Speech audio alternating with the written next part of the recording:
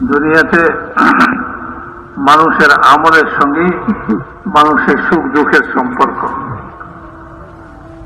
কোনো কিছুর সঙ্গে সুখ দুঃখের সম্পর্ক নেই, কোনো কিছুর সঙ্গে নেই।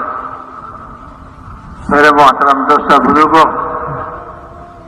আল্লাহ জাল্লা জালালহু আম্মা নওয়ালুহু আমাদের পূর্বে বহু জাতি পয়দা করছে, ওই জাতির মধ্যে নবী পাঠাইছেন তাদেরকে এই কথাই বুঝাইবার জন্য যে তোমার সুখ দুঃখ তোমার আমলের সঙ্গে সম্পর্ক, আমলকে ঠিক করো, আমল বানাও, সুখের আমল দুঃখের আমল আল্লাহ তাআলা বলে দিচ্ছে। তো তুমি যদি সুখ চাও তো ওই আমল করো যে আমলে আল্লাহ তাআলা সুখ দেন। তুমি যদি দুঃখ থেকে বাঁচতে চাও তাহলে ওই আমল পরিত্যাগ করো যে আমলের দ্বারা দুঃখের ফয়সালা করেন আল্লাহ।